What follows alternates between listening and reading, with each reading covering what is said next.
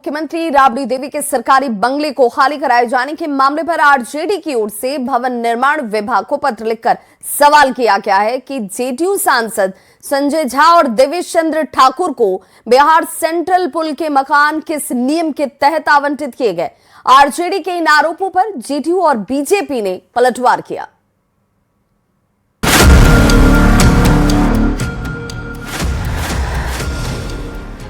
करीब एक महीने पहले भवन निर्माण विभाग ने राबड़ी देवी को पटना का 10 सर्कुलर रूट बंगला खाली करने का नोटिस दिया था। एक महीने बाद भी बंगला तो खाली नहीं हुआ, लेकिन सियासत बदस्तूर जारी है।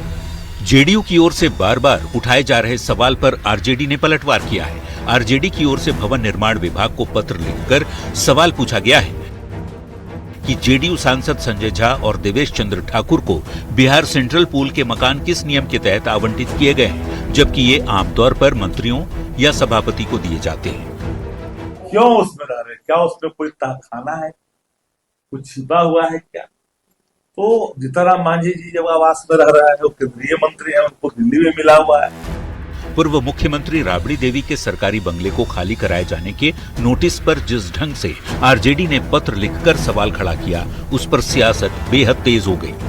राबड़ी देवी के सरकारी बंगले को लेकर राजद का हंगामा पूरी तरह से राजनीतिक ड्रामा है।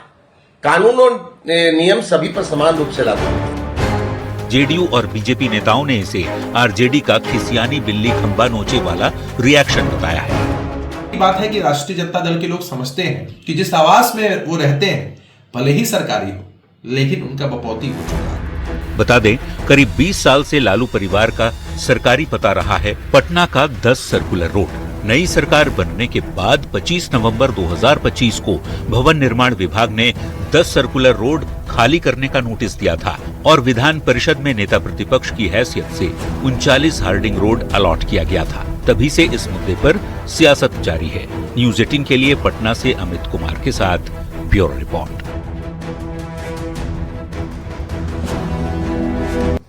बिहार में अब जमीन के घुसखोर दुश्मन नहीं बचेंगे। डिप्टी सीएम विजय सिन्हा ने यह साफ कर दिया है कि उनका एक ही मकसद है, भूमि सुधार को आगे बढ़ाना। सरकारी जमीन पर कब्जा करने वाले, गलत तरीके से रसीद कटवाकर म्यूटेशन करने वाले माफिया और अधिकारी की अब खैर नहीं है।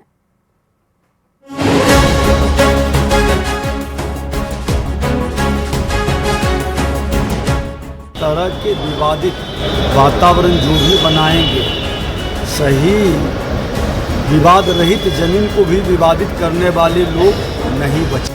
बिहार में जमीन के घुसखोर अब नहीं बचेंगे। जमीन लूटने वाले माफिया और उन्हें शह देने वाले अधिकारियों पर अब एक्शन तय है।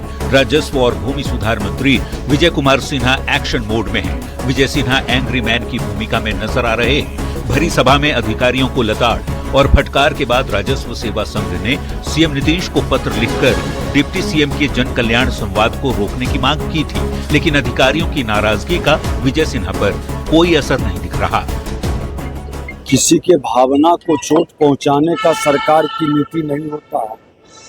सरकार की नीयत साफ है, भूमि सुधार को आगे बढ़ाना, जनता के हित में काम करना। विजय सिन्हा ने साफ कर दिया है कि उनका एक ही मकसद है, भूमि सुधार को आगे बढ़ाना।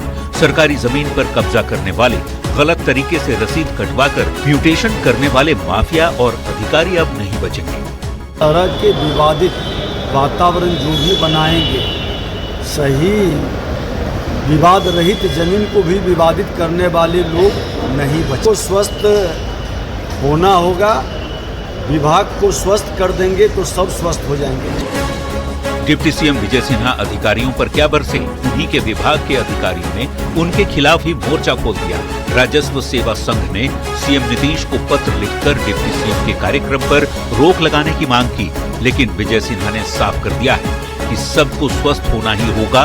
विजय सिन्हा लगातार अधिकारियों को फटकार लगा रहे हैं, लापरवाह अफसरों पर एक्शन ले रहे हैं। जन कल्याण संवाद में deputy CM, CO, DCLR, ADM किसी को भी छोड़ नहीं रहे। ऐसे में बड़ा सवाल है कि जमीन के घुसखोर दुश्मन पर कार्रवाई से क्या प्रॉब्लम है। न्यूज़ 18 के लिए पटना से धर्मेंद्र कुमार की रिपोर्ट। तो एक तरफ देश और दुनिया में नए साल के जश्न का उत्साह है, तो दूसरी तरफ मौलाना शहाबुद्दीन रजवी ने मुसलमानों को नए साल का जश्न मनाने से मना करने वाला फतवा जारी कर दिया है, जिस पर सियासत इस वक्त बेहद तेज है। साधु संतों की आलोचना के साथ साथ केंद्रीय मंत्री गिरिराज सिंह ने कहा कि पहले अपने अंदर की विकृति को खत्म करें मौलाना। मैं तमाम मुसलमानों को बता देना चाहता हूं कि नए साल पर जश्न मनाना शरीयत इस्लामिया की रोशनी में नाजायज है। क्या नए साल का जश्न इस्लाम विरोधी है? ये हम नहीं कह रहे, ये सवाल खड़ा हुआ है मौलाना शहाबुद्दीन रजवी के एक फतवे के बाद। मौलाना ने मुसलमानों को नए साल का जश्न मनाने से मना करने वाला फतवा जारी कर दिया है, जिसकी आलोचना और सियासत दोनों ही हो रही है। पहले आप सुनिए कि मौलाना शहाबुद्दीन रजवी ने क्या कहा। कहीं से खबर मिली कि कुछ नौजवान लड़के लड़कियां जश्न मना रहे हैं तो उलमाए कराम सख्ती से रोकेंगे। नए साल को लेकर जारी मौलाना शहाबुद्दीन रिजवी के फतवे पर उनकी जमकर आलोचना हो रही है। साधु संतों ने मौलाना और उनके फतवे का विरोध किया है। वहीं केंद्रीय मंत्री गिरिराज सिंह ने कहा है कि पहले अपने अंदर की विकृति खत्म करे मौलाना, जो लव जिहाद के लिए करते हो, हेट स्पीच देते हो। मैं देश के सभी मौलानाओं से अपील करता हूं, अपने अंदर की विकृतियों को खत्म करना चाहिए पहले। हालांकि मौलाना ने युवाओं को शोर शराबे और फिजूल खर्ची से बचने की सलाह देते हुए पश्चिमी परंपराओं की नकल करने से बचने की नसीहत दी है। लेकिन सवाल है कि क्या इस तरह से नए साल के जश्न को इस्लाम विरोधी बताना और उस पर फतवा जारी करना ठीक है? न्यूज़ 18 के लिए दिल्ली से अमितेश सिंह और पटना से रवि एस नारायण के साथ ब्यूरो रिपोर्ट। तो मौलाना शहाबुद्दीन रजवी ने मुसलमानों को नए साल का जश्न मनाने से मना करने वाला फतवा जारी कर दिया। मौलाना का कहना है कि ये त्योहार मुसलमानों का नहीं है, शरीयत में न्यू ईयर सेलिब्रेशन नाजायज है। मौलाना के फतवे पर अब सियासत सुलग उठी है। भारत सेकुलर देश है और यहाँ किसी को इस तरह का फतवा जारी करने का कोई अधिकार नहीं। फतवा जारी करना ही हो तो जो मुस्लिम धर्म में कुरीतियां हैं उसके खिलाफ फतवा जारी क्यों नहीं करते ये लोग? और आरजेडी और कांग्रेस के लोग इस तरह के फतवों पर चुप्पी क्यों साध लेते हैं? कोई इस देश में ये नहीं कह सकता है कि ये शरीयत से चलेगा। हमारा संविधान सर्वोपरि है और देश संविधान के कानून के प्रावधान से चलेगा और सभी को उसकी आज़ादी है इस देश में। मौलाना साहब, कहाँ से आया कहाँ जाओगे, खबर करो अपने तन की। अरे मिलजुल के सारे जश्न मनाइए, सारे धर्म, सारे पंथ, सारे मजहब को अपना मानिए, सारे धर्म मजहब पंथों की मान्यताओं का सम्मान कीजिए। रोहतास में रोपवे हादसे के बाद कई सवाल उठ खड़े हुए और नीतीश सरकार का ड्रीम प्रोजेक्ट धराशायी होने के बाद जैसे कोई सपना टूट गया था। रोपवे हादसे की जांच रिपोर्ट सामने आने के बाद सरकार ने बड़ा एक्शन लिया है।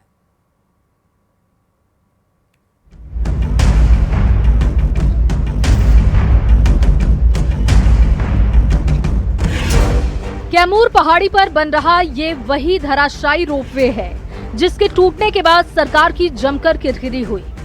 26 दिसंबर को ट्रायल के दौरान ही रोपवे धराशायी हो गया।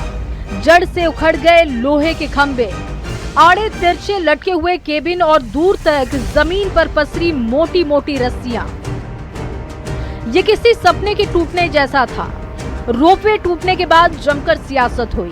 विपक्ष ने इसे भ्रष्टाचार का रोपवे बताया तो सरकार ने जांच के आदेश दे दिए। जांच पूरी होने के बाद सरकार ने बड़ा एक्शन लिया। सरकार ने प्रोजेक्ट इंजीनियर और जूनियर इंजीनियर को सस्पेंड किया। निर्माण कंपनी को भी ब्लैकलिस्ट किया। इसलिए हम लोगों ने ये संवेदक की भी लापरवाही माना है। जो हमारे एक तो कनीय अभियंता हैं और जो परियोजना प्रोजेक्ट के इंजीनियर हैं, ये दोनों की भी लापरवाही हम लोगों ने प्रथम दृष्टया में पाया है। न्यूज़ 18 ने रोपवे गिरने की खबर बेहद प्रमुखता से चलाई थी। 26 दिसंबर को ट्रायल के दौरान रोपवे टूट गया था।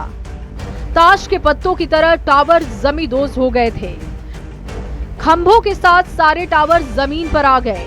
पर्यटन को बढ़ावा देने के लिए इस ड्रीम प्रोजेक्ट को शुरू किया गया था। 13 करोड़ 65 लाख की लागत से इसको बनाया जा रहा था। साल 2019 में सीएम नीतीश ने इसका शिलान्यास किया था। नए साल के मौके पर इसके लोकार्पण की तैयारी चल रही थी। रोपवे हादसे की जांच पुल निर्माण निगम की है। रोपवे हादसे की जांच पुल निर्माण निगम ने की। जांच रिपोर्ट में ठेकेदार और विभाग के इंजीनियर दोषी पाए गए। सरकार ने प्रोजेक्ट इंजीनियर और जूनियर इंजीनियर को सस्पेंड कर दिया। रोपवे निर्माण कंपनी को भी ब्लैक लिस्ट कर दिया गया। रोपवे के धराशायी होने के बाद कई तरीके के सवाल उठ रहे थे, लेकिन सरकार ने तय समय में एक्शन लेकर साफ संदेश दिया है कि लापरवाही और भ्रष्टाचार को बर्दाश्त नहीं किया जाएगा। न्यूज़ 18 के लिए सासाराम से अजीत कुमार के साथ पटना से शैलेंद्र कुमार की रिपोर्ट।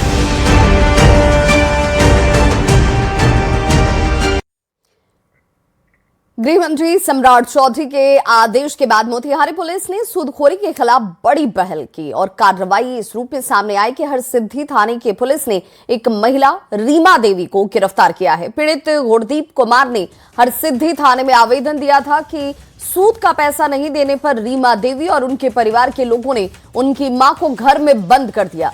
उसके बाद पुलिस ने जांच की और रीमा देवी को गिरफ्तार किया गया।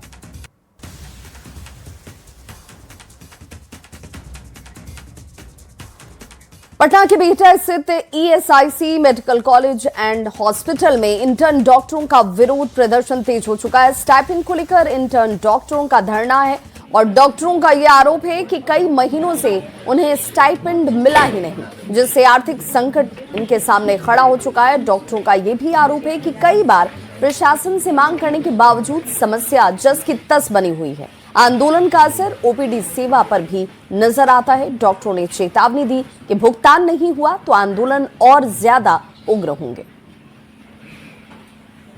हाँ, तो हम लोग इतने दिन से सेवा दे रहे थे, कोई भी सेवा फ्री का नहीं होता है, तो उसके लिए जो लिखा हुआ है इतना अमाउंट मिलना है 20,000 या 25,000 जो भी बिहार सरकार की तरफ से है वो तो आप दीजिएगा ना।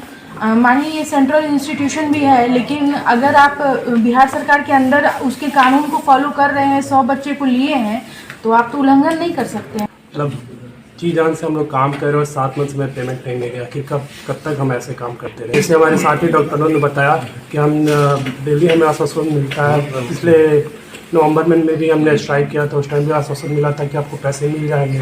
अभी तक कोई रिजल्ट नहीं आया। स्ट्राइक किया था, उस टाइम भी आश्वासन मिला था कि आपको पैसे मिल जाएंगे। अभी तक कोई रिजल्ट नहीं आया उसका। क्या नाम है आपका? डॉक्टर मोहित। मैं इसमें एक चीज़ और ऐड करना चाहता हूँ, जैसे कि ये जो डॉक्टर की हायरार्की होती है, इसमें सबसे ऊपर हमारे सीनियर।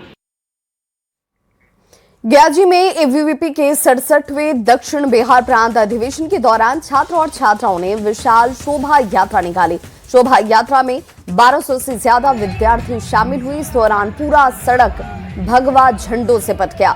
शोभा यात्रा बस स्टैंड के पास खुले अधिवेशन में बदल गई, जहां एबीवीपी के अधिकारियों ने छात्रों को संबोधित किया। बुधवार को अधिवेशन का अंतिम दिन है। और शिक्षा के क्षेत्र में कितना भी समस्या हो, वो फंडिंग को लेकर, इंफ्रास्ट्रक्चर के लेकर विद्यार्थी परिषद का लड़ाई अभी से शुरू है। अभी कितना भी विदाउट क्वालिटी विदाउट एफिलिएशन भी बहुत सारे विद्यालयों बिहार प्रांत पर चल रहे, उसके खिलाफ भी विद्यार्थी परिषद लड़ाई करने वाला है। पटना के पाटलिपुत्र खेल परिसर पहुंचे प्रसिद्ध बैडमिंटन खिलाड़ी साइना नेहवाल ने घोषणा की कि वे बिहार के प्रतिभावान बैडमिंटन खिलाड़ियों का चयन कर उन्हें व्यक्तिगत रूप से प्रशिक्षित करेंगे। इससे पहले उन्होंने खेल मंत्री शेरसी सिंह से भी मुलाकात की। राज्य में खेलों के भविष्य पर विस्तृत चर्चा हुई। ओलंपिक पदक विजेता साइना ने माना कि बिहार में प्रतिभा और संसाधनों की कमी नहीं है, बस सही प्रशिक्षण की आवश्यकता है। बिहार से अपने भावनात्मक जुड़ाव को साझा करते हुए उन्होंने राज्य के खेल विकास में हर संभव सहयोग देने का वादा भी किया। साइना नेहवाल अब बिहार के खिलाड़ियों को वर्ल्ड क्लास ट्रेनिंग देंगी। साइना ने खेल मंत्री शेरसी सिंह से मुलाकात कर बैडमिंटन के विकास पर चर्चा की।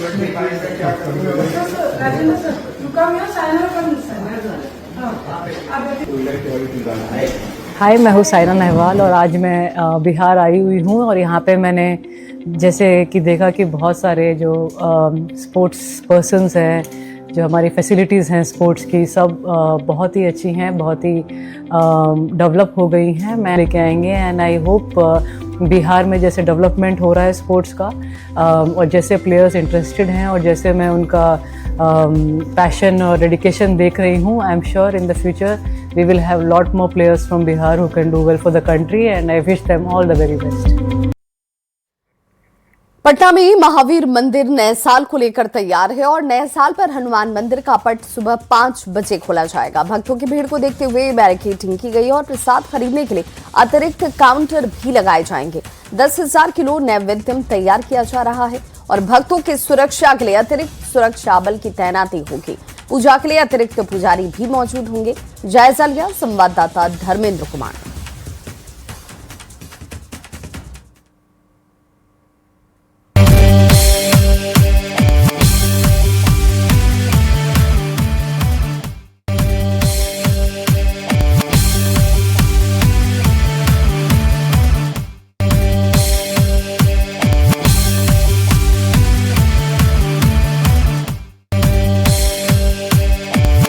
हुआ है, जहां बैरिकेटिंग की गई है, वहीं नैवेद्यम की अधिक बिक्री होगी। इसके लिए 10 अधिक अतिरिक्त काउंटर भी बनाए जाएंगे। इसके अलावा नैवेद्यम 10,000 किलो अधिक नैवेद्यम बनाए जाएंगे, जो कि भक्तों के द्वारा चढ़ावे के रूप में चढ़ाया जाएगा। और ये तमाम व्यवस्था महावीर मंदिर के द्वारा की गई है।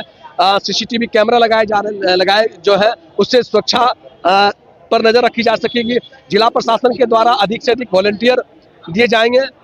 कतार में महिला पुरुष के लिए अलग अलग कतार होंगे, जिससे कि पूजा करने में किसी प्रकार की परेशानी ना हो। जिला प्रशासन और महावीर मंदिर के द्वारा पूरी व्यवस्था की जा रही है। न्यूज 18 के लिए पटना से धर्मेंद्र कुमार।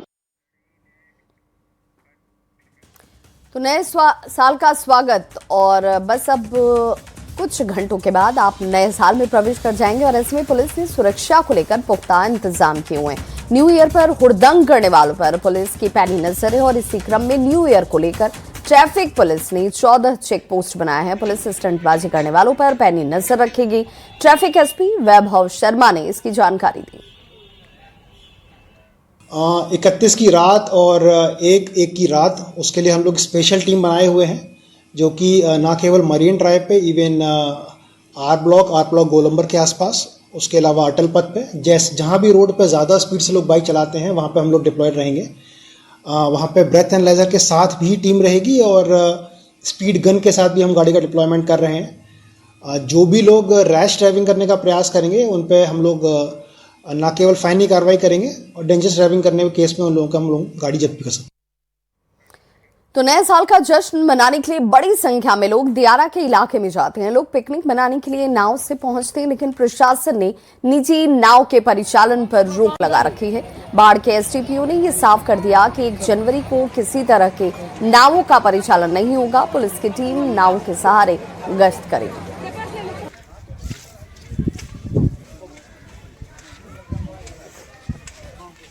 31 तारीख और 1 तारीख को निजी नाव का परिचालन बिल्कुल वर्जित है।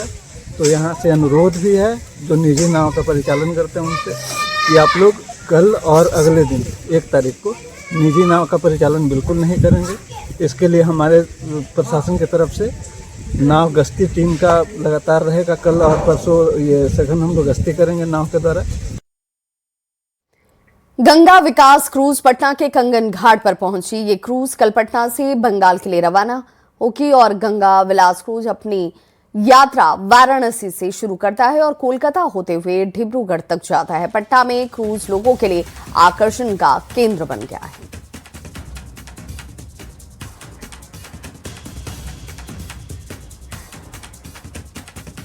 Bhagalpur cricket league